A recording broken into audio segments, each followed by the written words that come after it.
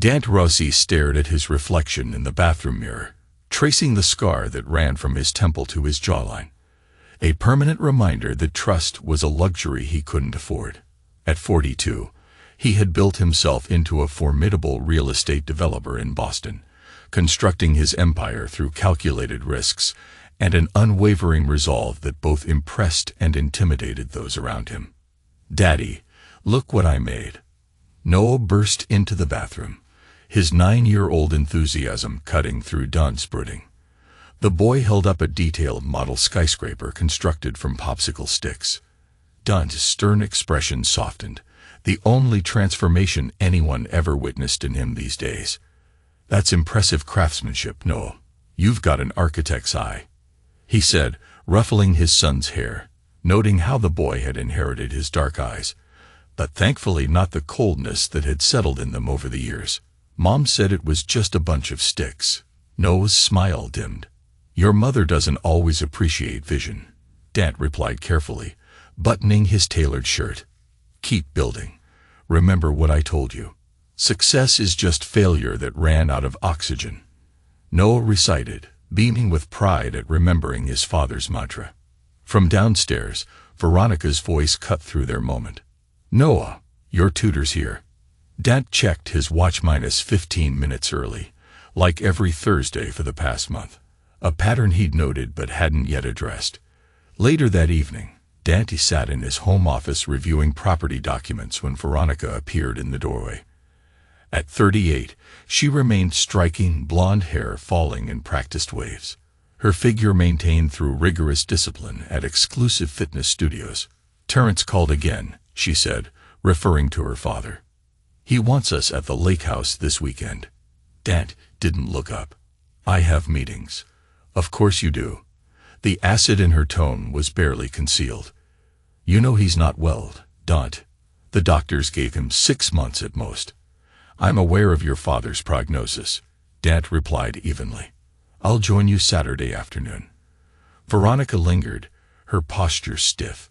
"Why do you always have to be so difficult? Dad's the only reason you have half the properties in your portfolio. Your father saw potential in me when others didn't," Dant conceded, finally meeting her gaze. "Unlike the rest of your family, who still see me as the orphan street fighter who somehow tricked his way into the Harrington dynasty." "That was 20 years ago," Veronica sighed. "Mother's just traditional." "Traditional," Dant repeated with a humorless smile. "Is that what we're calling Priscilla's particular brand of contempt these days?" Veronica's phone chimed. She checked it, and Dante didn't miss how her expression changed, a softening, a slight flush rising to her cheeks. "That's Bryn about tomorrow's charity committee," she explained too quickly. "I should call her back." Dante nodded, returning to his documents. As she left, he opened his laptop and clicked on an application hidden within subfolders. The screen divided into multiple views showing security camera feeds from throughout their home, a system he'd upgraded personally with modifications no one knew about. That night, while Veronica slept, Dante stood at their bedroom window watching as headlights briefly illuminated the street before turning off halfway down the block. He checked his watch, 2:17 a.m., and made a note in the small black book he kept locked in his desk. 3rd Thursday this month. Same time pattern. Dante didn't believe in coincidences. He believed in patterns, and this one had become unmistakable. The Harrington Lake House stood as a monument to old New England money, a sprawling cedar and stone structure overlooking private shores. Dante navigated his Aston Martin up the winding drive, noting the collection of vehicles already parked in the circular courtyard. He recognized his mother-in-law's Bentley, his brother-in-law's Range Rover, and a midnight blue Tesla he hadn't seen before. Noah bounded from the car the moment it stopped. "Dad, Uncle Leo brought his new boat." "Go ahead," Dante nodded, watching his son race toward the dock where figures moved about a sleek vessel. He grabbed his weekend bag and headed inside, racing himself for the performance ahead. In the great room, Terrence Harrington sat near the stone fireplace, a blanket across his legs despite the summer heat. Once imposing at 6'3", the cancer had whittled him to a shadow, yet his eyes remained sharp as they found Dante. "You're late," Priscilla Harrington announced before Dante could speak, her voice carrying the clipped tones of Boston's elite. "We've already had lunch." "I had business to conclude," Dante replied simply, crossing to shake his father-in-law's hand. Terrence's grip remained surprisingly strong. "The waterfront deal. Signed this morning. 20% below asking." A ghost of a smile touched the older man's lips. "That's why I backed you when you came to me with nothing but ambition and my daughter on your arm. You see value where others see risk." Priscilla's disapproval radiated like heat. "Yes. Well, Veronica's in the kitchen with Dominic. He brought those pastries you like from Providence." "Dominic?" Dante questioned, his face revealing nothing though his mind catalogued the information. "Dominic Sinclair," Terrence explained. "My new portfolio manager, brilliant young man, been helping reorganize my affairs since the diagnosis." Dante nodded, filing away this new piece of information. "I should say hello to my wife," he said, pushing open the heavy door that led to the kitchen. In the kitchen, Veronica stood laughing with a man Dante placed in his mid-30s, athletic build, casually expensive clothes, the confidence of someone accustomed to approval. Their conversation halted abruptly as Dante entered. "Dante, finally." Veronica's smile seemed genuine enough, but her eyes held something guarded. "This is Dominic Sinclair, Dad's new financial advisor." Dominic extended his hand. "Pleasure to meet you, Mr. Rossi. Your reputation precedes you." "Does it?" Dante's grip was measured as he assessed the man. "Funny. I haven't heard of you." "I was with Goldman until last year," Dominic replied smoothly. "Terrence recruited me personally to help organize his estate. Complex situation, I'm sure." Dante released his hand. "And the Tesla out front. Yours?" Something flickered across Dominic's face. Surprise, perhaps at the directness. "Yes, recent upgrade." "Performance or long range?" Dante asked casually. "Performance. I value responsiveness." Dante smiled thinly. "Don't we all?" Later, Dante found Terrence alone in his study, reviewing documents. "You should be resting," Dante noted, closing the door behind him. "I'll rest when I'm dead." Terrence set aside his papers, which my oncologist assures me will be sooner rather than later. Dante poured 2 fingers of scotch for each of them. "How's the pain?" "Manageable, with enough morphine to tranquilize a horse." Terrence accepted the drink. "But I didn't ask you in here to discuss my deterioration." "How's Noah?" "Top of his class. Building constantly. He had your engineering mind." Pride flickered across Terrence's face. "And Veronica?" Dante measured his response. "Busy with her committees and social obligations." Terrence studied him over the rim of his glass. "You know, when you married my daughter, many questioned my judgment, including my wife. He's using her to climb, they said." "They weren't entirely wrong," Dante acknowledged. "I didn't want more than life had offered me." "But you've given back more than you've taken," Terrence countered. "The way you've grown my investments, the opportunities you've created, and you've given me a grandson who makes me proud." He paused. "You remind me of myself, before all this." He gestured to the opulent room. "How so?" "I didn't inherit the Harrington fortune. I married into it," Terrence revealed. "Priscilla's family owned the shipping company. I was just a dock manager with big ideas." Dante absorbed this revelation. "I didn't know." "If you do, Priscilla prefers the narrative where her bloodline carries the business acumen." Terrence leaned forward, his voice dropping. "I need you to promise me something, Dante. When I'm gone, watch over Noah. Make sure he knows his own worth, not the worth of his name or his inheritance." "Of course," Dante agreed, sensing there was more. "And be careful," Terrence added cryptically. "Not everyone in this family shares my respect for you." That night, Dante lay awake beside Veronica, calculating. He'd observed Dominic throughout dinner, noting every small gesture and the way their conversations danced around hidden tensions. The way Dominic's eyes followed Veronica, their seemingly casual conversations that suddenly ceased when others approached, the subtle touch of hands when passing dishes, all of it formed a pattern Dant could no longer ignore. His phone vibrated with a text from a contact simply labeled R. Sinclair started working for Harrington 8 months ago. 2 prior positions, clean record, divorced 3 years. No children. Purchased Tesla 4 months ago. Condominium in Back Bay purchased last month. Cash buyer. Dante typed a response. Continue surveillance. Focus on Thursday evenings. A week later, Dante stood in his empty house, reviewing footage from the security system. Veronica had told him she was attending her book club, but his cameras had captured her leaving in evening wear rather than casual clothes. Noah was at a friend's overnight birthday party. His phone rang. The private investigator he'd hired. Mr. Rossi, there at the Archer Hotel, room 718. Checked in an hour ago. Dant ended the call without comment.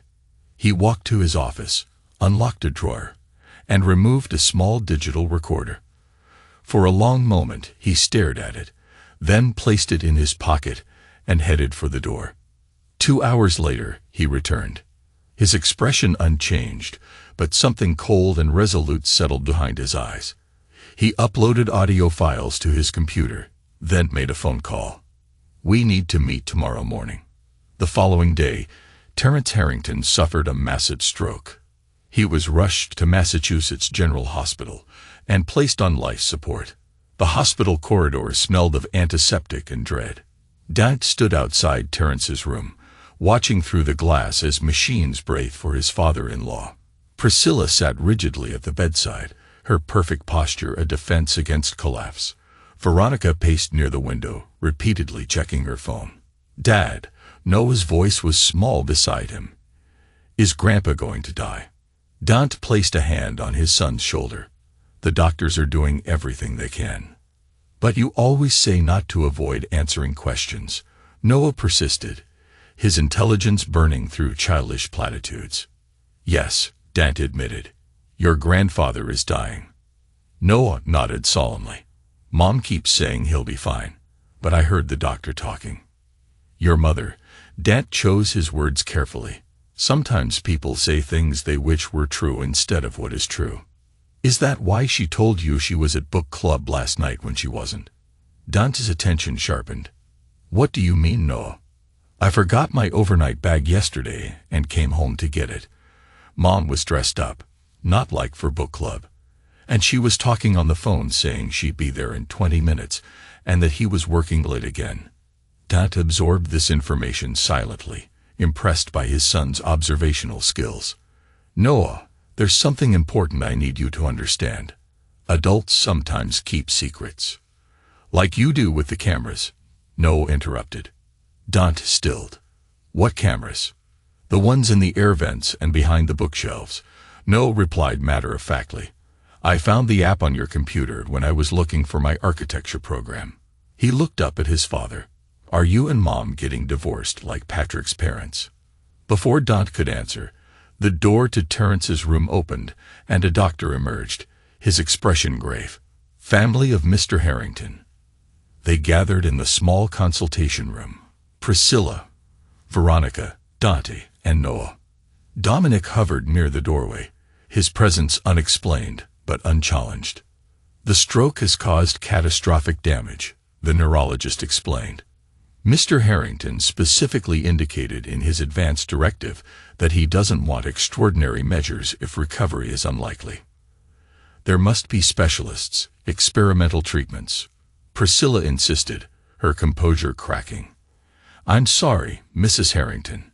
Based on his brain activity, even if we maintain life support, there would be no quality of life. Veronica broke into sobs. Dominic moved closer, placing a hand on her shoulder in a gesture that appeared consoling, but lingered too long. Dante observed this, his face impassive. He can't hear us anymore, can he? Dante asked the doctor.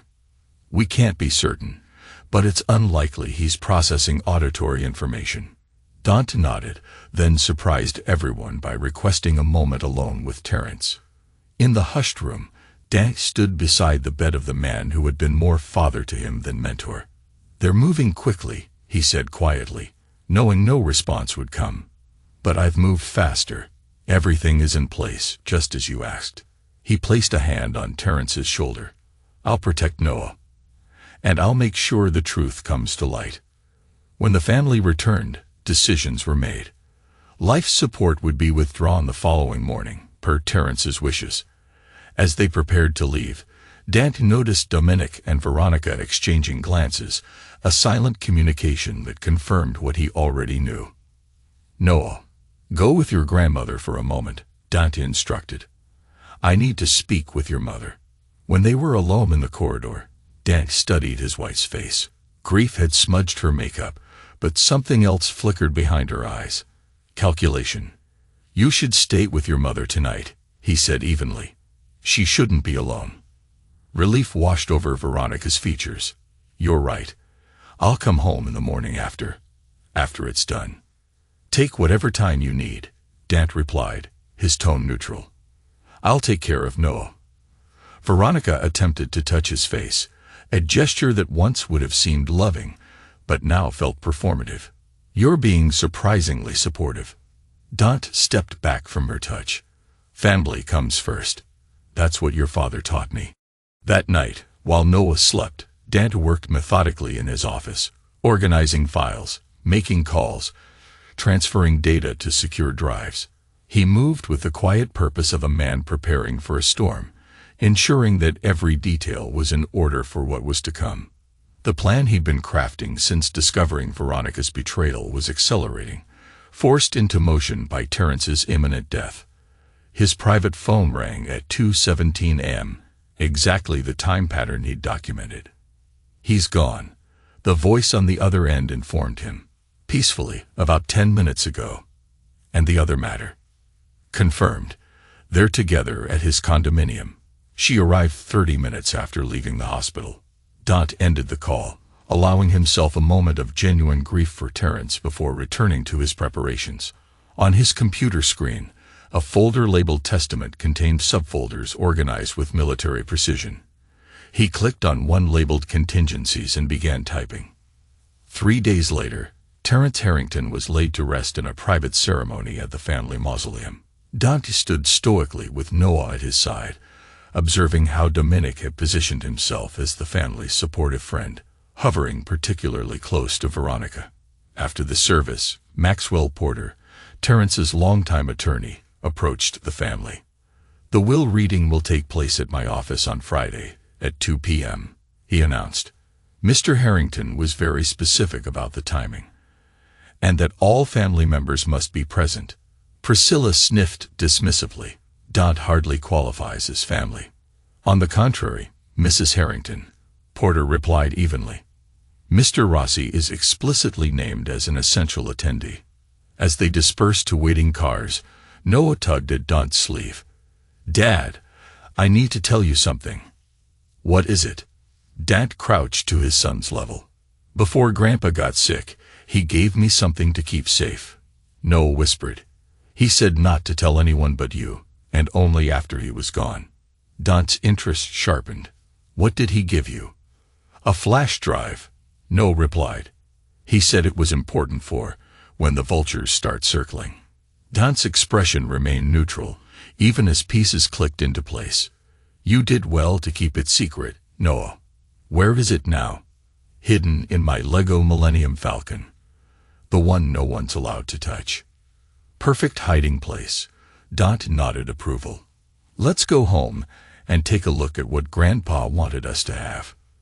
That evening, after inserting the flash drive into a secure laptop, Dant and Noah watched as Terrence Harrington's face filled the screen, healthier than he'd been in months.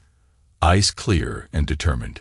"Dant, if you're watching this, then I'm gone, and the plan is in motion." The recording began. "Noah, my boy, you're seeing this because your father trusts your intelligence and discretion, rare qualities in a child your age." Terrence shifted in his chair. "I've known for some time that certain family members have been plotting to ensure my estate bypasses you, Dant. What they don't know is that I've been several steps ahead of them. There's another video, the one for the will reading. This one is just for you too. He leaned closer to the camera. Noah, your mother and others may say terrible things about your father in the coming days. Don't believe them. Everything he's done has been with my knowledge and blessing. The recording continued for several more minutes, Terence outlining meticulous instructions and revelations that made even Dante raise his eyebrows in surprise at his father-in-law's foresight. When it ended, Noah looked up at his father. Grandpa knew Mom was being mean to you. Your grandfather was very observant. Dante replied carefully, like you.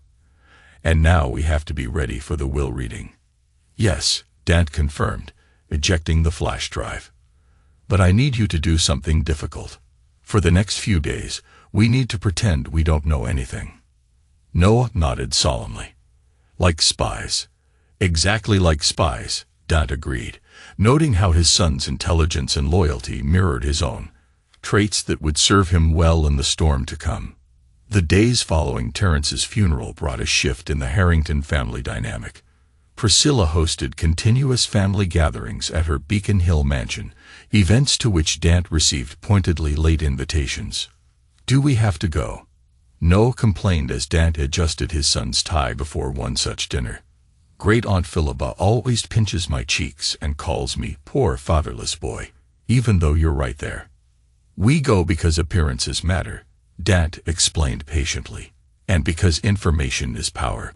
At these gatherings, Dante observed how Veronica had seamlessly integrated Dominic into family conversations. He noted how Priscilla consulted Dominic on financial matters that should have been directed to him. Most tellingly, he cataloged the subtle touches, private smiles, and strategic departures that Veronica and Dominic thought went unnoticed. Dante maintained his composed facade while gathering intelligence. He recorded conversations, documented interactions, and carefully observed which family members aligned themselves with which factions. His years navigating Boston's cutthroat real estate market had taught him to identify vulnerabilities, knowledge he now deployed against his own family. 4 days before the will reading, Dante arrived at the Harrington investment office unannounced. He bypassed Priscilla's new executive assistant, hired suspiciously quickly after Terence's death, and walked directly into what had been his father-in-law's office. Dominic looked up from behind Terence's desk, surprise quickly masked by a practiced smile. Dante, what brings you by? Interesting choice of seating, Dante remarked, noting how Dominic had already moved personal items into the space. Just reviewing some files for Priscilla, Dominic replied smoothly, standing. She's asked me to organize Terence's pending deals before the transition. Transition, Dante repeated, remaining by the door. Fascinating term for inheritance disputes. Dominic's smile tightened.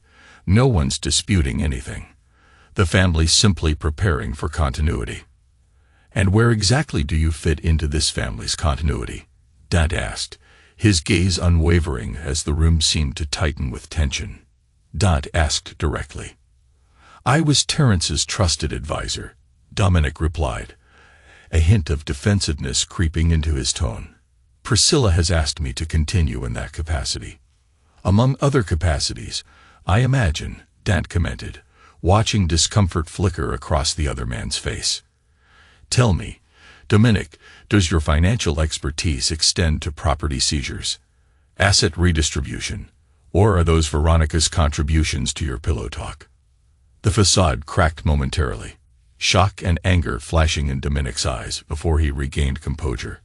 I don't know what you think you know. I know everything, Dante interrupted calmly. The question isn't what I know. It's what I plan to do with that knowledge. He turned to leave, then paused. One more thing. The West End Heights project that's been giving you trouble. Terence wanted environmental studies completed before breaking ground. You'll find the documentation in the third drawer, left side. Dominic's expression confirmed Dante's suspicion. He'd been searching for exactly those papers. How did you? Unlike you, Dante replied. I actually listened when Terence spoke. That evening, Dante found Noah in his room, meticulously working on a detailed sketch of what appeared to be the family tree. What's this project? Dante inquired, sitting beside his son. Not for school, Noah admitted. I'm tracking who talks to who at great-grandma's dinners. See, he pointed to lines connecting different names. These people always agree with each other, and these ones never talk directly. Dante studied the diagram with genuine admiration. You've been paying close attention. Like you taught me, Noah nodded. I also heard something yesterday when I was supposed to be playing in the garden. What did you hear? Uncle Leo told Mom that everything's arranged for Friday, and that the bastard won't know what hit him. Noah looked up with concern. They were talking about you, weren't they? Dante nodded, impressed by his son's perception. Yes, they were. Are they going to take all Grandpa's money away from us? Noah asked directly. They're certainly planning to try, Dante acknowledged. But we have Grandpa's video, Noah reasoned. And you already knew what they were doing. Yes, Dante confirmed. Which gives us an advantage they don't realize we have. Noah considered this. Like in chess, they think they're about to checkmate, but you've seen 10 moves ahead. Pride swelled in Dante's chest. Exactly like that. Noah hesitated, then asked, Mom doesn't really love us anymore, does she? The directness of the question caught Dante off guard. He considered softening the truth, but remembered his promise never to lie to his son. Your mother loves you, Noah. But sometimes adults make choices based on what they want rather than what they should do. And she wants to be with Mr. Sinclair instead of us, Noah concluded.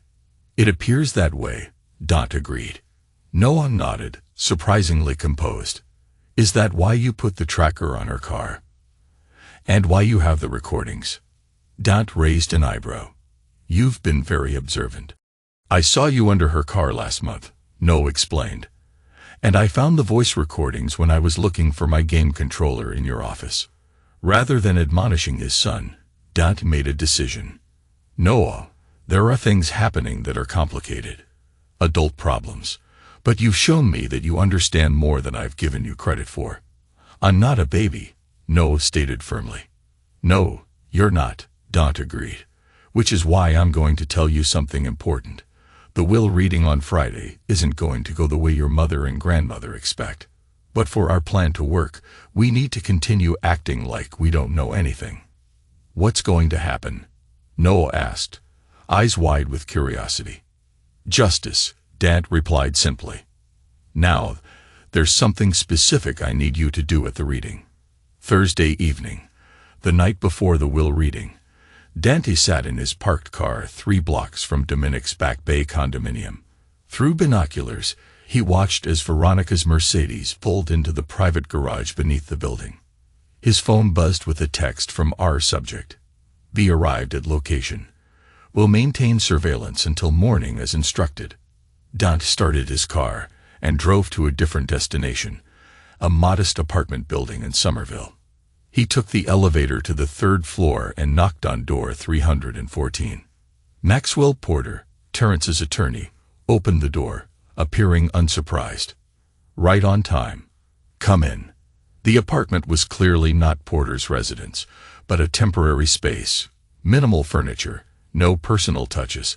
A secure briefcase sat on the dining table alongside several folders. Is everything prepared? Dad asked, declining Porter's offer of a drink. Exactly as Terrence instructed, Porter confirmed, opening the briefcase to reveal documents and a sealed USB drive. The official will that everyone expects, and the video addendum that no one does, except you, of course. And Noah, Dante added. Porter raised an eyebrow. You've involved your son in this. Noah involved himself, Dante explained. He's more perceptive than most adults I know. Like father, like son, Porter remarked, resealing the briefcase. Terrence spoke highly of the boy. Dante nodded. He's the reason I'm proceeding with this plan, rather than handling matters more directly. Understanding passed between the men. Porter had known Dante long enough to recognize the dangerous edge beneath his controlled exterior. Your restraint is commendable, Porter observed, given what they've planned for you. I prefer precision to passion, Dante replied. Terence taught me that. Porter handed him a sealed envelope. He asked me to give you this privately, the night before the reading. Said you'd know when to open it. Dant pocketed the envelope without examining it. Has anyone attempted to contact you about tomorrow? Porter nodded grimly. Veronica's reached out twice, as has Priscilla and Dominic, though he tried to disguise his number. He looked at Dante intently. They've asked about last-minute changes, asset lists, even tried to get a private viewing of the will. I've deferred all requests, per Terence's wishes. Dante allowed himself a faint, satisfied smile. Good. Tomorrow, we give them exactly what they deserve. Priscilla called 3 times, Porter confirmed, asking pointed questions about Terence's true intentions and whether certain documents could be reviewed beforehand. And Dominic, he sent his assistant to my office with a rather transparent attempt at bribery, a vintage bottle of Macallan, and hints about future legal work for Harrington Investments. Dante's expression hardened. They're getting desperate. With good reason. With good reason, Porter noted. The preliminary filings I submitted yesterday will have alerted them that something unexpected is coming. Good. Dante checked his watch. I should get back to Noah. As Dante turned to leave, Porter called after him. Terence knew what he was doing when he chose you, you know, not just as a business protege, but as family. He was a better father to me than my own ever was. Dante acknowledged quietly. He said something similar before he died. Porter revealed that you were the son he wished he had back home. Dante found Noah still awake, sitting in the window seat of his bedroom. Mom's not coming home again, is she? Noah asked without turning around. No, Dante confirmed, sitting beside his son. Not tonight. Noah nodded, unsurprised. I packed some of my important stuff in my backpack, just in case we have to leave after tomorrow. The simple statement revealed how deeply Noah understood the situation. Dante put an arm around his son's shoulders. Smart thinking. But whatever happens tomorrow, remember that I've planned for every possibility. Even if they try to take everything away. Especially then, Dante assured him. Trust me, Noah. By this time tomorrow, everything will be different. But you and I will be fine. After Noah finally fell asleep, Dante retreated to his office and opened Terence's envelope. Inside was a handwritten letter and a small key. The letter read, Dante, if you're reading this, then tomorrow's reckoning is at hand. The enclosed key opens a safety deposit box at Commonwealth Trust. Box number 70 to 721. Inside you'll find what you once told me was your greatest regret. Proof of what happened to your family when you were just a boy. I've spent years quietly investigating, and I've found what the authorities couldn't or wouldn't. It's all there. Consider it my final gift to you. The truth you've been seeking since we met. Use it wisely, and remember your promise about Noah. He has your strength and intellect, but hopefully none of our darkness. Terence. Dante stared at the key, emotions he rarely permitted himself threatening to surface. He carefully refolded the letter and secured both items in his personal safe. At midnight, he received confirmation that all elements of his plan were in place. The morning would bring either vindication or destruction, and Dante had prepared for both. The morning of the will reading dawned bright and clear, a beautiful September day that belied the storm gathering within the Harrington family. Dante dressed meticulously, choosing a dark suit that conveyed both respect and authority. He woke Noah, who was already dressed and ready, his backpack packed and waiting by the door. Are you ready for today, Noah? Dante asked, ruffling his son's hair. Noah nodded solemnly. I'm ready, Dad. Let's go get justice. As they drove to Maxwell Porter's office, Dante could feel the tension building. Today would be the day when all the secrets, all the manipulations, and all the betrayals would come to light, and he was ready to face whatever came his way. Dante rose early, dressed meticulously in a charcoal suit that Terence had once complimented, and prepared a special breakfast for Noah. Big day, he said, placing chocolate chip pancakes, a rare treat, in front of his son. Noah, already dressed in his best clothes, nodded solemnly. I remember everything you told me to do. And what's the most important part? Dad asked, testing his son's recall. Timing. No, replied confidently.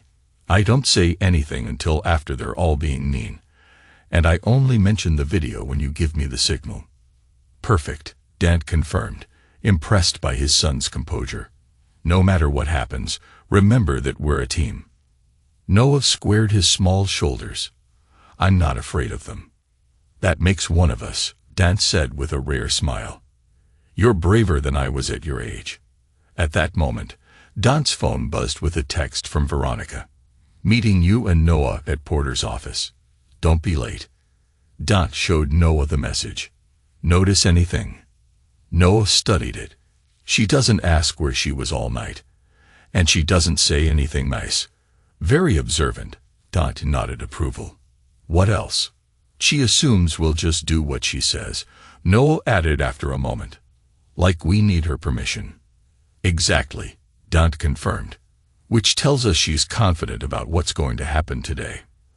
As they prepared to leave, Dant received another text, this one from his investigator.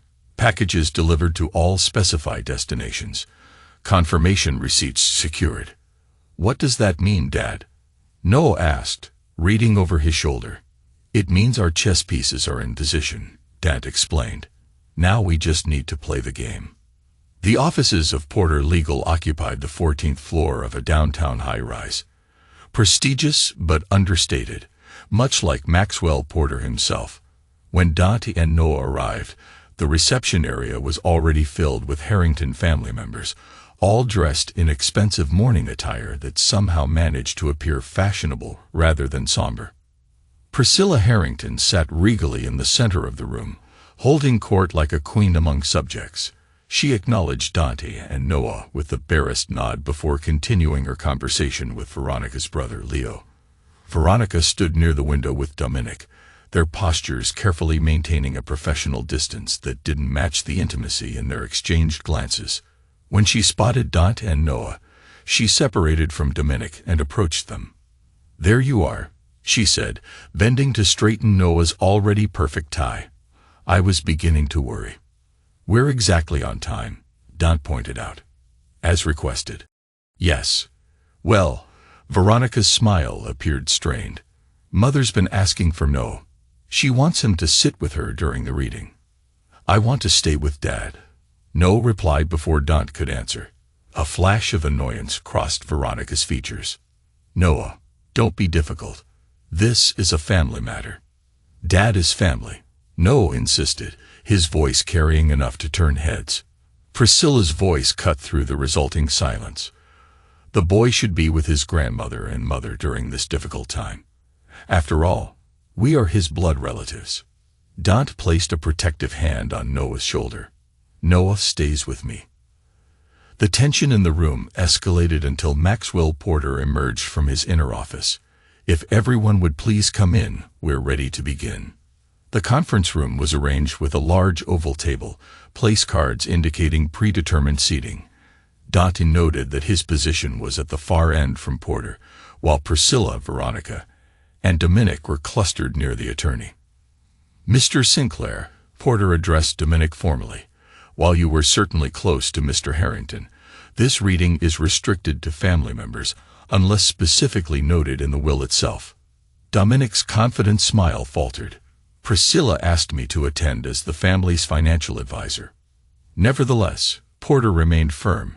Protocols must be followed. Perhaps you could wait outside until... Terence would have wanted him here.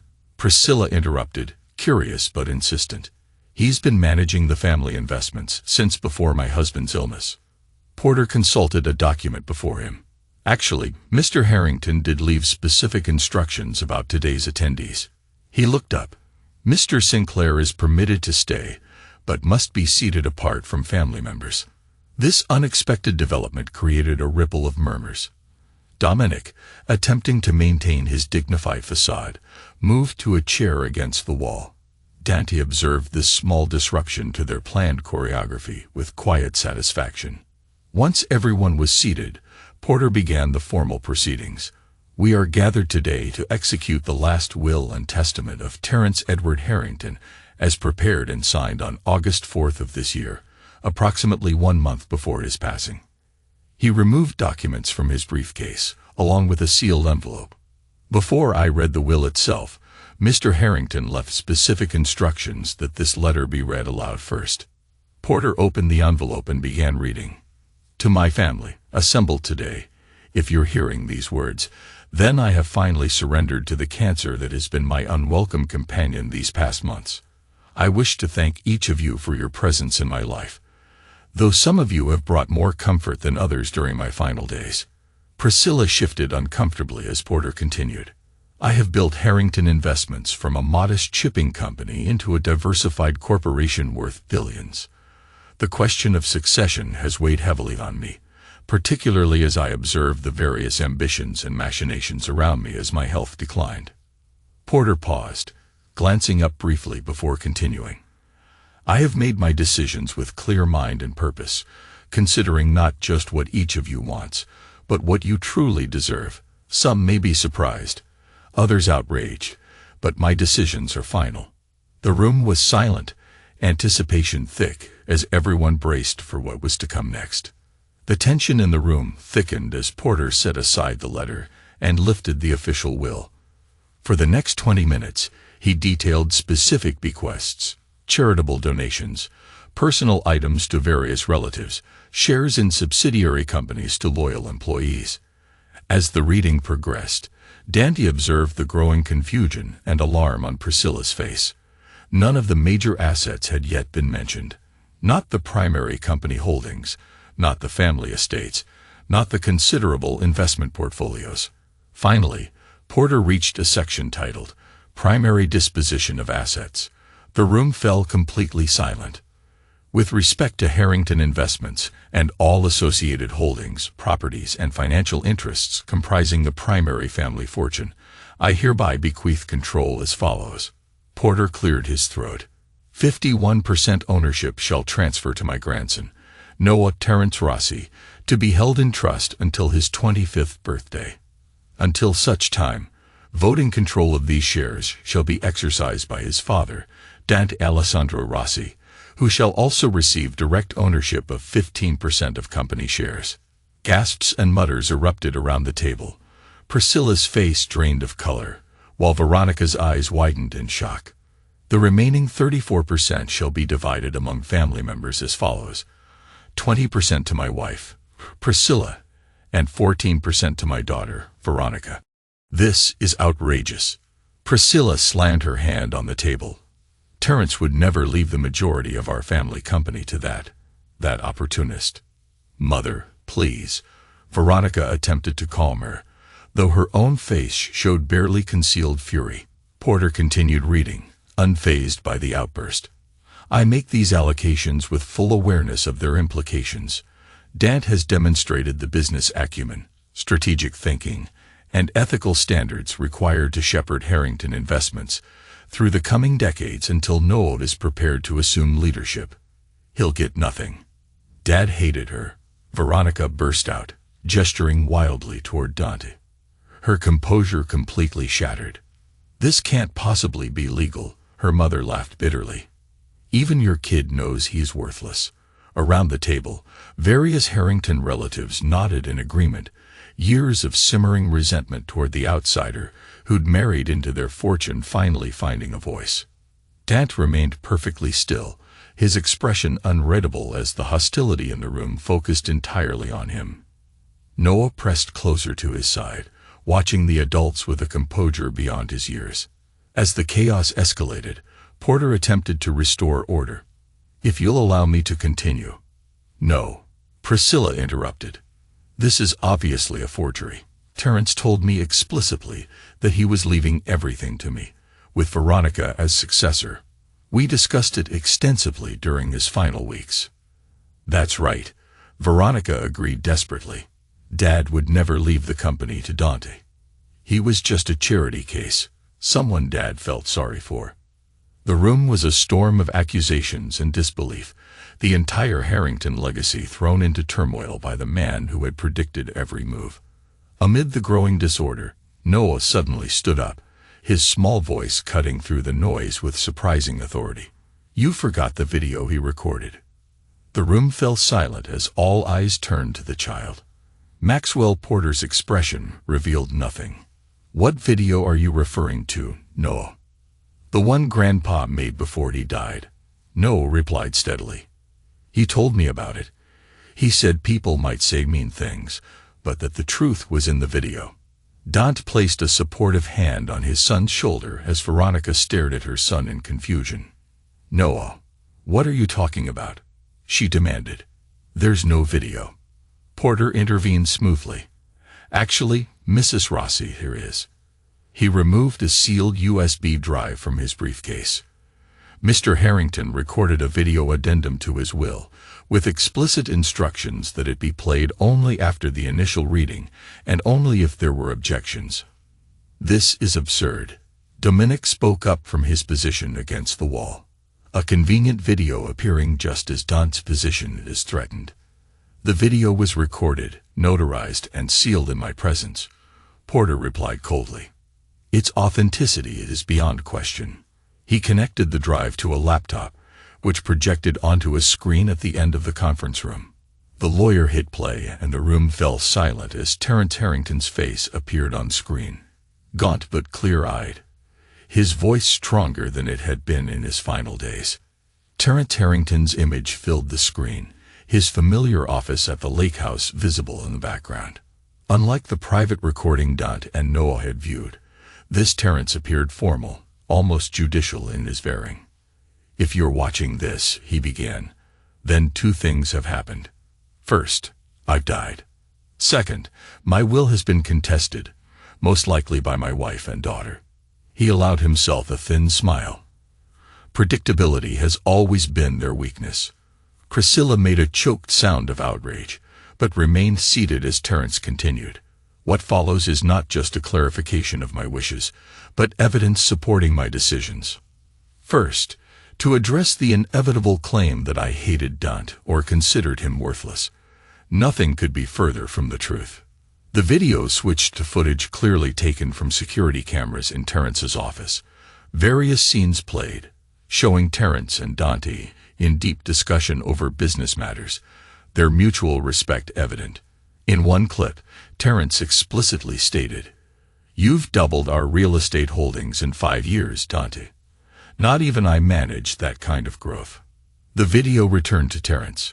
While certain family members were arranging charity galas and attending spa retreats, Dante was quadrupling the value of our Boston waterfront properties and expanding our interests internationally. He fixed the camera with a steady gaze. "The trust I've placed in him isn't sentimental. It's based on proven results." Terence shifted in his chair, preparing to reveal more than just business truths, ready to document the loyalties and betrayals that had shaped his final act. The screen split to show surveillance footage from various locations. Veronica and Dominic in intimate embraces in his office, his apartment, hotel rooms. Priscilla in meetings with competitors, sharing documents clearly marked confidential financial records, showing unexplained transfers from company accounts to offshore holdings. "For 18 months, Terence continued, his voice hardening, "my wife and daughter have been systematically preparing to strip Dante of his position and his rightful share once I died. They've diverted over $30 million, attempted to sabotage 3 major development projects, and most disturbing, conspired with Dominic Sinclair to create fraudulent evidence of embezzlement against Dante." Gasps echoed through the conference room. Veronica had gone deathly pale, while Dominic stared at the screen in open horror. "What you didn't know," Terence continued implacably, "is that I've been aware of your schemes from the beginning. Not just your business betrayals, but your personal ones as well." The footage shifted to Veronica and Dominic in Terence's own study at the lake house, searching through his desk. "The night you searched my office for my updated will," Terence narrated, "I was allegedly sedated in my bedroom. In reality, I was documenting your actions and finalizing my contingency plans with Dante." The screen returned to Terence's face. "Veronica, you chose to betray not just your husband, but your father as well. Priscilla, you were willing to destroy a company I spent 50 years building, all to maintain your social position. And Dominic, Terrence's expression hardened further. You're nothing but an opportunistic parasite who saw my illness as your chance to climb. Did you really think I hadn't investigated your past financial management roles that ended so abruptly? The video displayed newspaper articles detailing financial improprieties at Dominic's previous firms, carefully worded but damning nonetheless. I've provided copies of all this evidence to the appropriate authorities, Terrence continued. They'll be receiving the full documentation shortly after this video is played. I suggest you all start preparing your legal defenses, because you're going to need them. The room was silent, the weight of Terrence's revelations hanging heavy in the air. Dante watched the reactions of those around him, seeing the shock and betrayal etched on their faces. Noah, standing beside him, looked up with a mixture of pride and sadness. "Dad," Noah whispered, "are they really that bad?" Dante nodded grimly. "They are, Noah. But we knew this was coming. We're ready." As the video ended, Porter turned off the projector and faced the stunned room. As you've seen, Mr. Harrington's decisions were not made lightly. He had evidence of betrayal and deceit, and he acted accordingly. The will stands as it is, and any attempts to contest it will be met with the full force of the law, backed by the evidence Mr. Harrington has provided. Priscilla, her face a mask of fury, stood up abruptly. "This is not over," she hissed. "We will fight this. We will expose Dante for the fraud he is." Veronica, tears streaming down her face, looked at Dante with a mix of anger and despair. "How could you do this to us?" she cried. "To your own family." Dante's expression remained calm and resolute. "You stopped being my family the moment you chose greed and betrayal over loyalty and love." Terrence saw the truth. "And so do I, Noah, and I will move forward.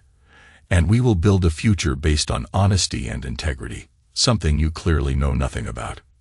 With that, Dante took Noah's hand and led him out of the room, leaving behind a storm of accusations and disbelief.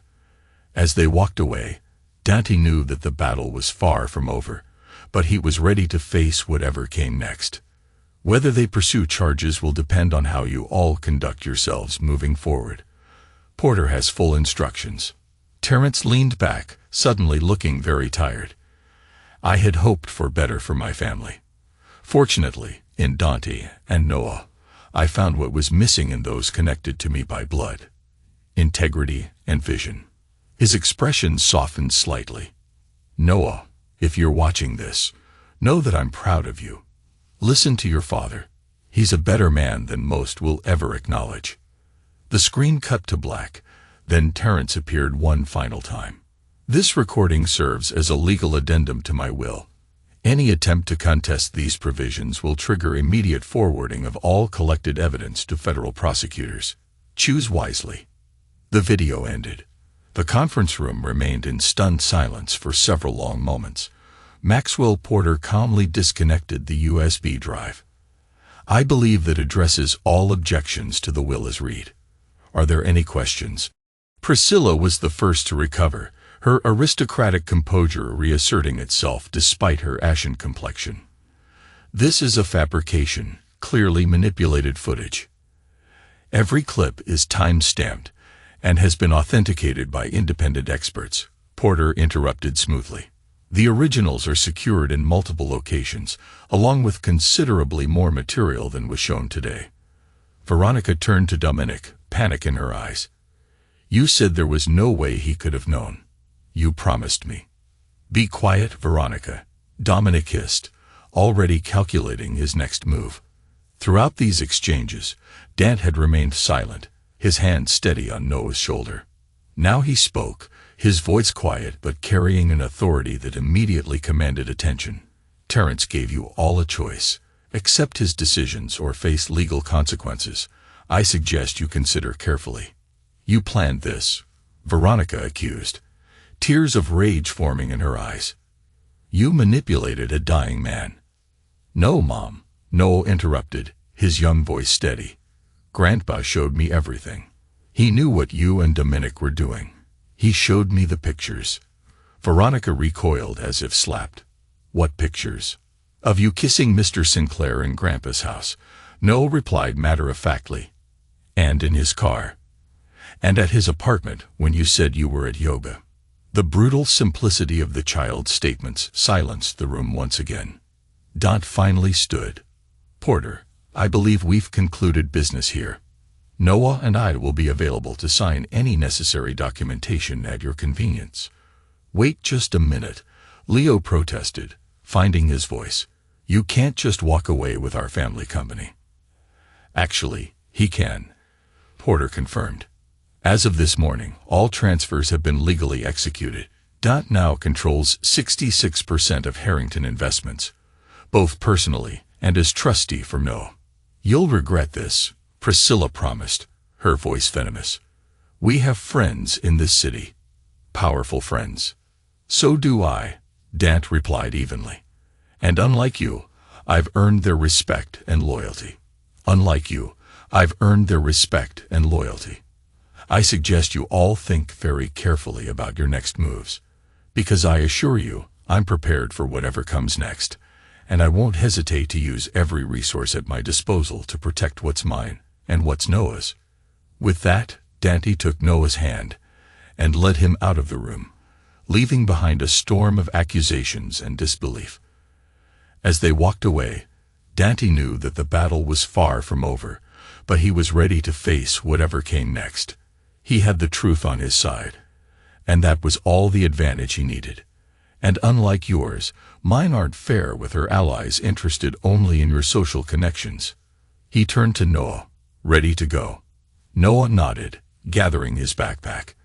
As they moved toward the door, Veronica made a desperate lunge for her son. Noah, you can't leave with him. I'm your mother. Dante smoothly intercepted her. Custody arrangements will be addressed separately, Veronica. I suggest you retain counsel. You think you can take my son? She hissed, abandoning all pretense of dignity. After everything you've done, I've done nothing except protect Noah and honor Terrence's wishes, Dante replied coldly.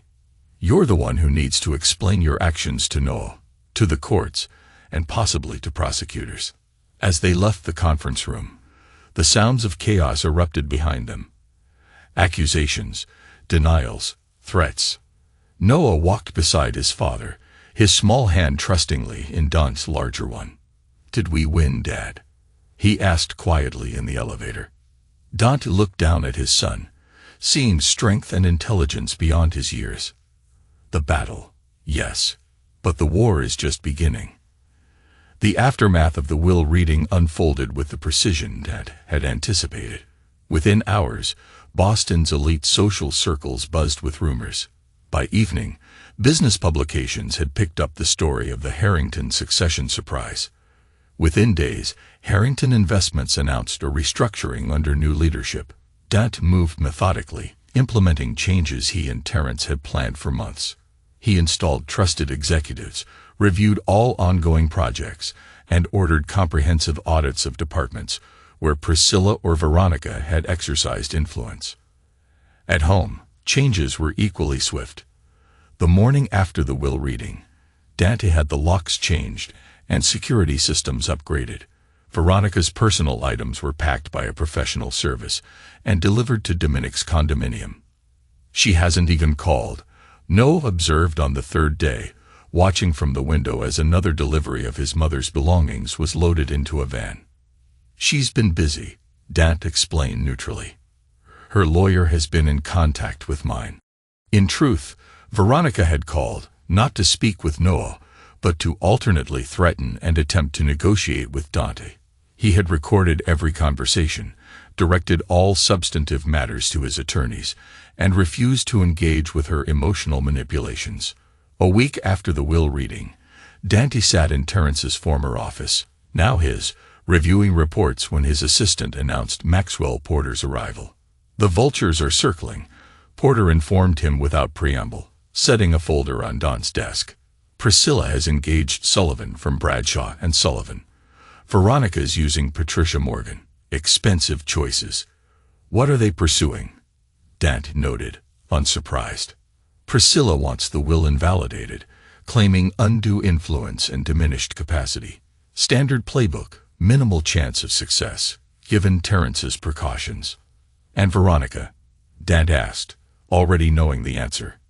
She's focusing on custody. She's claiming you're an unfit parent, that you've manipulated Noah, and that she's the rightful guardian. She's also trying to paint you as a criminal, using Dominic's past to imply you're involved in some kind of conspiracy. Dant's expression darkened. Let her try. We have the evidence, and we have the law on our side. Terrence made sure of that. Porter nodded. True, but these battles will be ugly. They'll drag Noah through the mud, try to turn public opinion against you, and use every dirty trick in the book. Are you prepared for that? Dante stood, his resolve unshakable. I'm prepared for whatever they throw at us. Noah and I will face this together, just as we've faced everything else, and we'll come out stronger on the other side. Because that's what Terrence would have wanted. That's what Noah deserves. And that's what I'm going to give him. Porter shrugged. Veronica is focusing on custody of Noah. Dante's expression hardened. Her grounds. She's painting you as a manipulative, controlling figure who turned both Terrence and Noah against her through systematic, psychological tactics. Porter removed documents from his folder. She's also alleging that your obsessive surveillance creates an unhealthy environment for a child. Interesting approach, Dante mused, showing no outward concern. And Dominic, keeping his head down publicly, while quietly liquidating assets, he's preparing to disappear, if necessary. Dante nodded. As expected. What about the investigations Terrence initiated? The SEC has opened a preliminary inquiry into the offshore transfers. The FBI has requested interviews with several board members regarding the confidential information Priscilla shared with competitors. Porter paused. They'll be contacting you next week as a person of interest, strictly formality, given your cooperation with Terrence's documentation efforts. In the custody situation, Dante asked, his tone cautious. Porter's expression grew more serious. That's potentially more challenging. Regardless of Veronica's behavior, courts generally favor maternal custody rights unless there's clear evidence of unfitness. Her attorneys will argue that marital infidelity doesn't equate to parental unfitness. I'm aware of the standard precedents, Dante acknowledged. But this isn't a standard situation. No, it isn't, Porter agreed. The recordings Terrence made of Veronica, discussing Noah, are concerning. Her comments about him being just like his father, and probably already plotting against me, suggest a troubling attitude toward the child. Dante's jaw tightened almost imperceptibly. Those recordings were made when? Throughout the past year. Terrence was thorough in his documentation. Ensure Judge Lancaster receives those recordings directly, Dante instructed. She handles most high-profile custody cases in this district and has a particular interest in cases involving parental alienation. Porter raised an eyebrow. You've researched the judiciary extensively. I've prepared for every contingency, Dante confirmed. Veronica won't take Noah from me. Later that afternoon, Dante left the office early to attend Noah's parent-teacher conference, an obligation Veronica had typically handled. Ms. Winters, Noah's fourth-grade teacher, appeared slightly surprised to see him. Mr. Rossi, thank you for coming. I was expecting Mrs. Rossi. My wife is unavailable, Dante replied simply. I'll be handling Noah's school matters moving forward. The conference was productive, with Ms. Winters praising Noah's academic performance while expressing concern about recent behavioral changes, increased watchfulness, reluctance to participate in group activities, detailed note-taking about classmates' interactions. It's almost as if he's cataloging information, she explained hesitantly. When I asked him about it, he said he was gathering intelligence like Dad teaches me. Dante smiled gently, reassured by his son's resilience, mingled with concern for how much had changed. Noah's had a lot to process recently. I'll make sure he finds more balance. Thank you for bringing it to my attention. Dante nodded thoughtfully. Noah's been through significant changes recently. His grandfather's death and some family restructuring have been difficult. I'll speak with him about appropriate school behaviors. On the drive home, Dant broached the subject. Ms. Winters mentioned you've been taking notes on your classmates. Noah didn't appear surprised or embarrassed. I'm practicing observation skills. There's a time and place for different skills, Dant explained carefully. School is for learning and social development. But you always say information is power, Noah countered. It is, Dant acknowledged. But how we gather that information matters. Sometimes being too obvious about watching others makes them uncomfortable, which actually reduces what you can learn. Noah considered this. So I should be more subtle. Despite himself, Dant smiled. Let's focus on being a fourth grader for now. The advanced intelligence gathering can wait a few years. When they arrived home, Noah went upstairs to change while Dant checked his secure messages. One caught his immediate attention. A report from his investigator showing Dominic Sinclair meeting with Leo Harrington at an out-of-the-way restaurant in Brookline. Dante was reviewing this concerning development when Noah called down from upstairs. Dad, someone's been in my room. Instantly alert, Dante took the stairs two at a time. In Noah's bedroom, drawers stood partially open, and his desk showed signs of hasty searching. I can tell because my Lego models are moved, Noah explained, pointing to subtle discrepancies in his meticulously organized collection. And my special box isn't where I left it. Dant immediately checked the security system's logs. It showed Veronica's access code being used 3 hours earlier, a code he had deliberately not deactivated, anticipating she might make such a move. What was in the special box, Noah? Dant asked, already suspecting the answer. The flash drive Grandpa gave me, Noah admitted. But I moved it last week after you told me Mom might try to take things. Pride mixed with concern in Dant's expression. Where did you put it? In your office safe, Noah revealed. I watched you open it once and remembered the combination.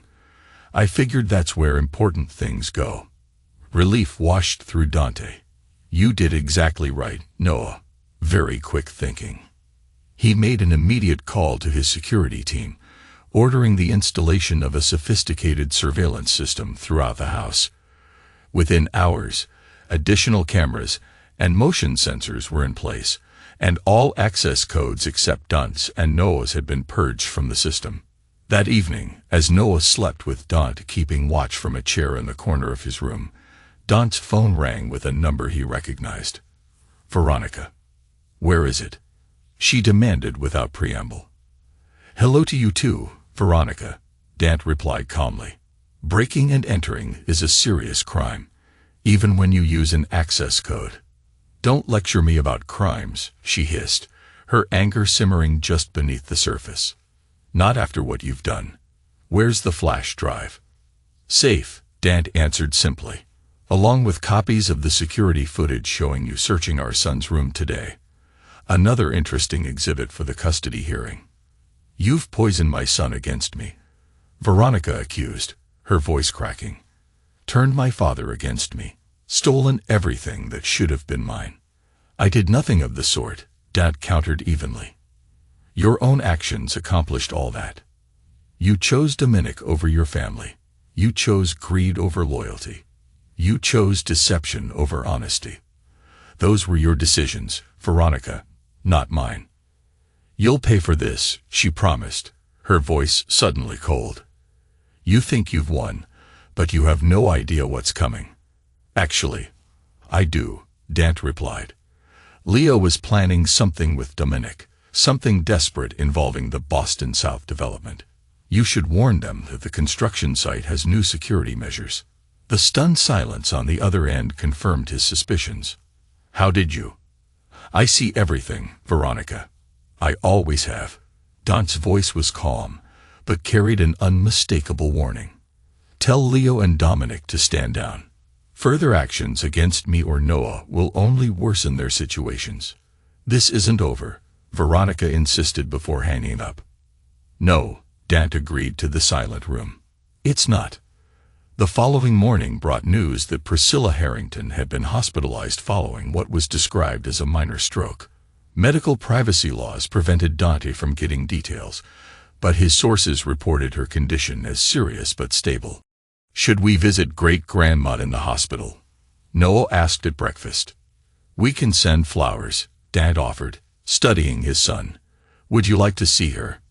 Noah considered the question with surprising maturity. "Not really. She was always mean to you, and she never really talked to me except to say I should be more like Cousin Philip."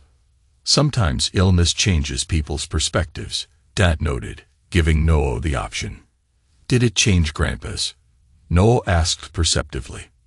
"No," Dad admitted. "It confirmed what he already believed." Noah nodded, satisfied with this logic. "Then we'll send flowers, but not visit." 3 days later, Dad received a call from Maxwell Porter. "There's been a development. Veronica is withdrawing her custody petition." Dante, who had been reviewing plans for the Boston South project, set down his pen. "Explain." "Her attorney contacted mine this morning. They're proposing a settlement. Veronica relinquishes all custody claims and accepts restricted visitation rights. In exchange, you authorize a one-time payment of $5 million as career transition assistance." "She's running," Dant concluded immediately.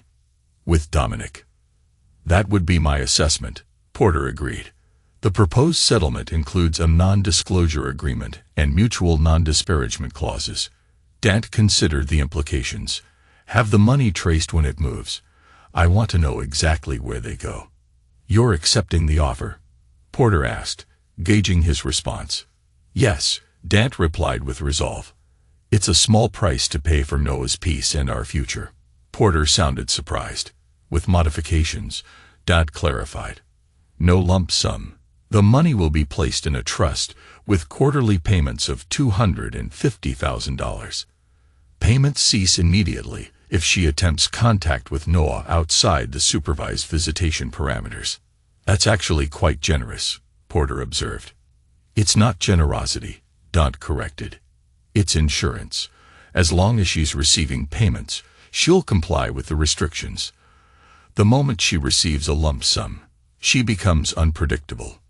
After ending the call, Dante spent several minutes in thought before summoning his assistant. "Cancel my appointments for the rest of the day and contact Noah's school. I'll be picking him up early." 2 hours later, father and son stood at Commonwealth Trust, where Dante used Terrence's key to access safety deposit box number 70 to 721. Inside was a sealed envelope labeled simply Rossi family. "What is it, Dad?" Noah asked, sensing the moment's importance. "The truth about my parents," Dant explained quietly. "Something Grandpa Terrence found for me."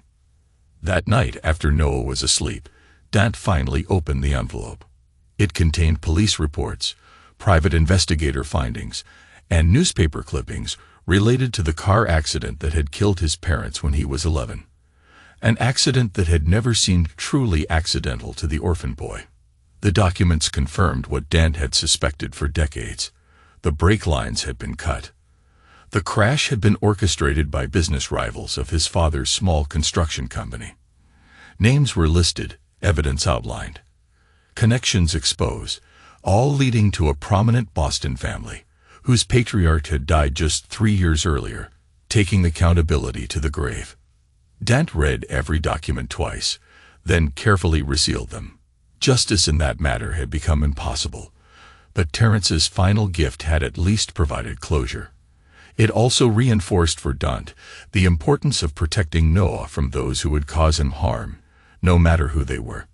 3 months after the will reading, Boston experienced its first major snowfall of the season. Dante stood at his office window, watching the flakes accumulate on the streets below as his phone rang with a call he'd been expecting. "It's done," his investigator reported. They took the bait.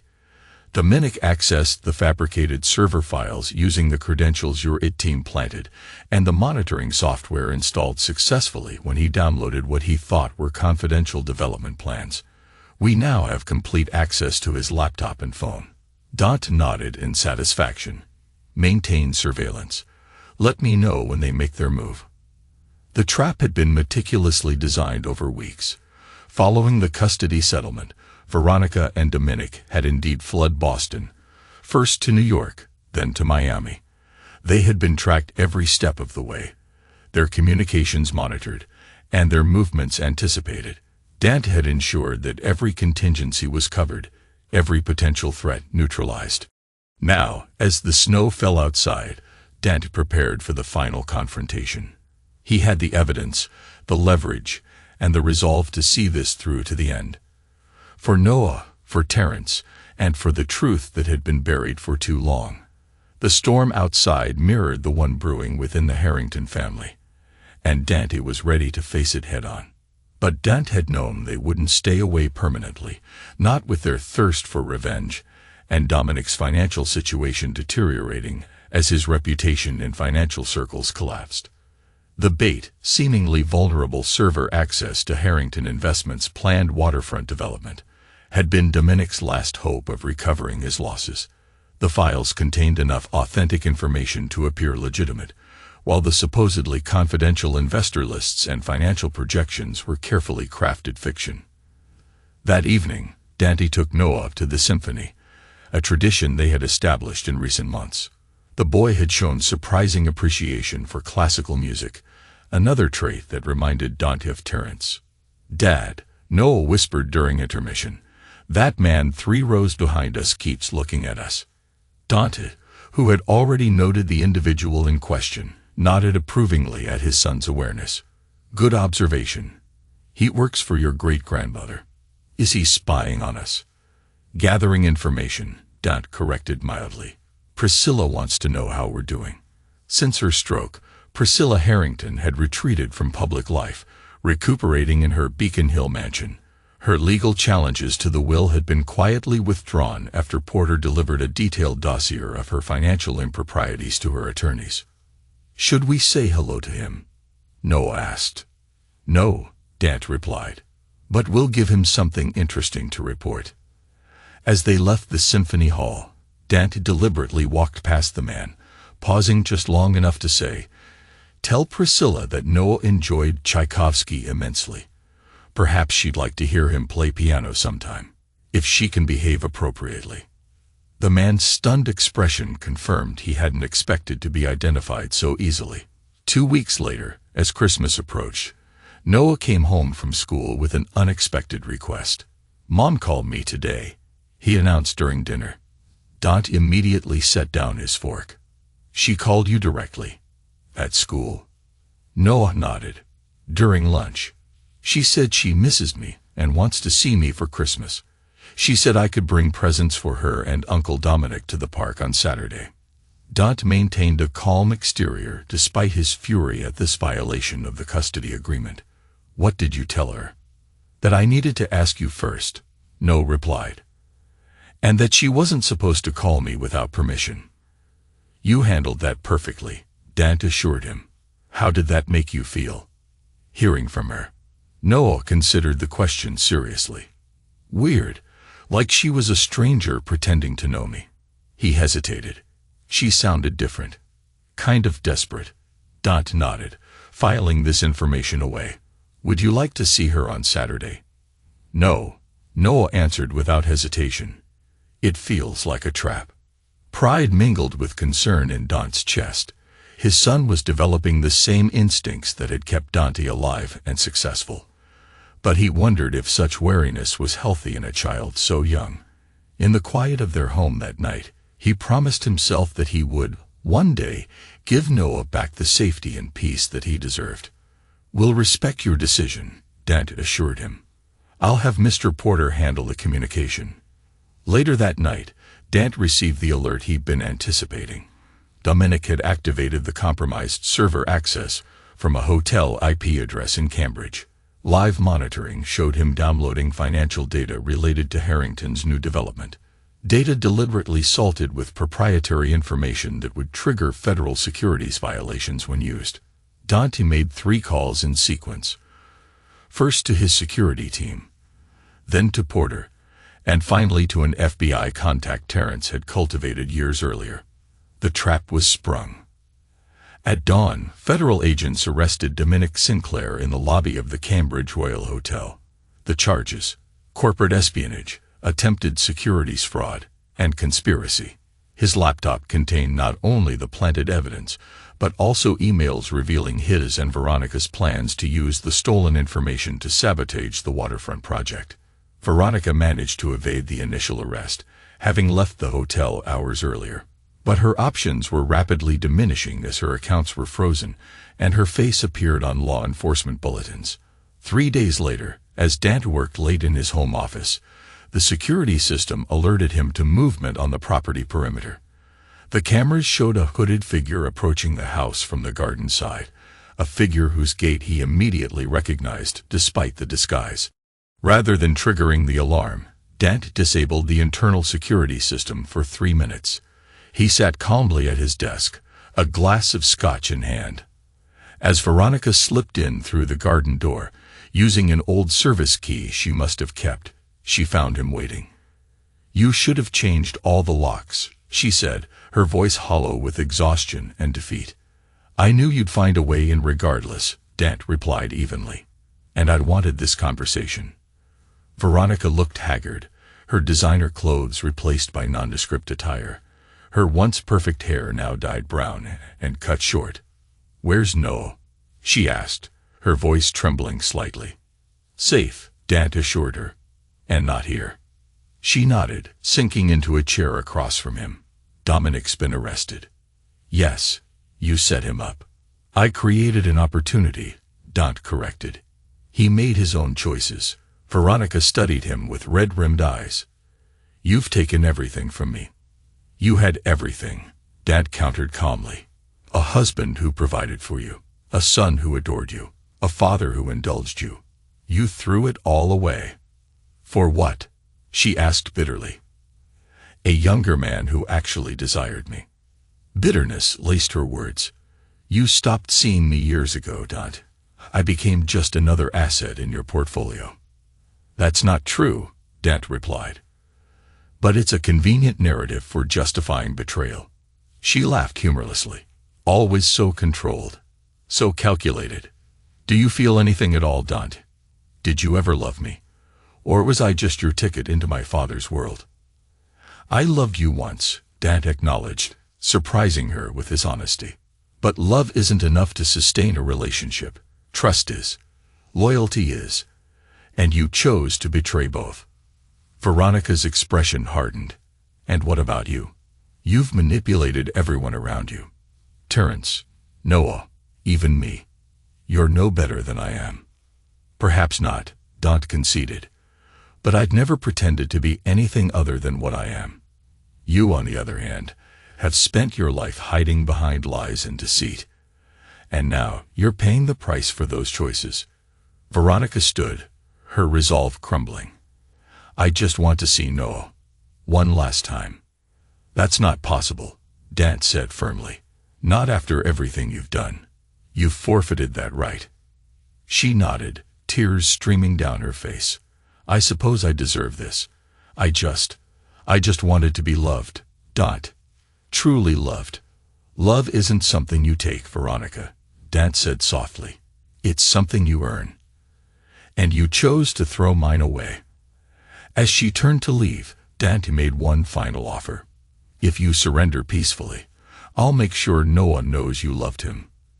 That you made mistakes, but that you cared. It's the best I can do." Veronica paused at the door, her back to him. "Tell him I'm sorry. Tell him I love him." And with that, she slipped out into the night, leaving behind a trail of shattered dreams and broken promises. Dant watched her go, a sense of finality washing over him. The battle was over, and he had won. But the victory tasted bitter, for it had come at the cost of a love that could have been, but never was. "Before you showed me who you really are."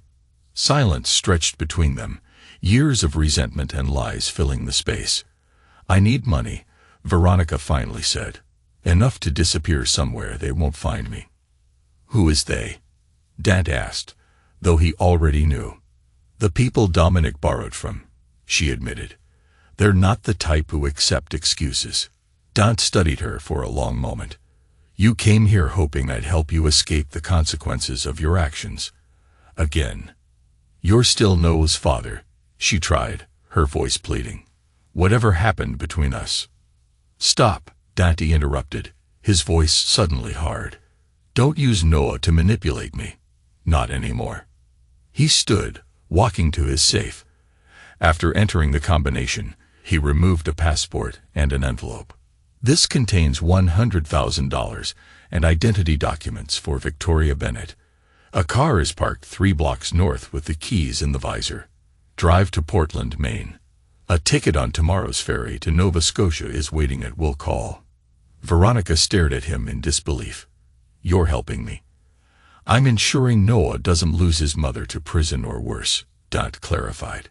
But understand this. You will never contact him again. Not until he's 18 and can decide for himself whether he wants you in his life. That's cruel, she whispered. It's merciful, Dante corrected. The alternatives all end with you in federal custody. Tears filled her eyes. Can I at least say goodbye to him? No. Dante's response was immediate and final. You forfeited that right when you used him in your schemes. I never used Noah, she protested weakly. You call him at school, violating our agreement to lure him to a meeting that would have exposed him to Dominic's criminal associates. Dante stated flatly. Your desperation made you willing to risk our son. The truth of this accusation silenced her protests. You have 20 minutes before the security system reactivates, Dante informed her. After that, I can't protect you from what happens. Veronica took the envelope and passport with trembling hands. At the door, she turned back. Will you ever forgive me? Dante's expression remained impassive. No. And Noah? Will you tell him the truth someday? He already knows more truth than you realize, Dante replied. The rest will be his to discover when he's ready. After she left, Dante poured another scotch and placed a call. She's gone. Track her to the border, then terminate surveillance. A week later, on Christmas morning, Dante and Noah sat before the fire opening gifts. The boy had been subdued since learning of his mother's disappearance, but seemed to be finding a new equilibrium. Dad, Noah asked, setting aside his new telescope. Is Mom ever coming back? Dante considered his answer carefully. Not for a very long time, if ever. Noah nodded, processing this. Because of what she did with Mr. Sinclair. Partly, Dante acknowledged. And because some mistakes can't be undone. Like Grandpa dying. Yes, Dante agreed. Some things, once broken, stay broken. Noah was quiet for a moment. Then, looking up at his father, he said, But we can still fix us. Right. Are you sad about Mom? I'm sad about what could have been, Dante admitted. But I don't regret the decisions I've made to protect us. Me neither, Noah declared with surprising certainty. We're better without people who lie to us, right? Dante looked at his son, so young, yet so perceptive, already developing the ruthless clarity that had defined his own life. He felt a moment of concern about the path ahead, but also fierce pride. Right, he confirmed. We build our lives with people we can trust. Everyone else is just passing through. As the snow fell outside their window, father and son continued opening presents, their future stretching before them. A future built on the foundation of uncompromising principles that both protected and isolated them from a world of potential betrayals. In his office safe, alongside Terrence's revelations about his parents' deaths, Dante had placed a new file, one containing evidence of every illegal and unethical action he'd taken to ensure his and Noah's security. Someday, when Noah was ready, he would share these truths as well, completing his son's education in the realities of power, justice, and the necessity of zero forgiveness. And so, as winter wrapped its silence around Boston, Dante and Noah sat together before the fire, unbreakable, building their own legacy, one forged in truth, loyalty, and hard-earned wisdom.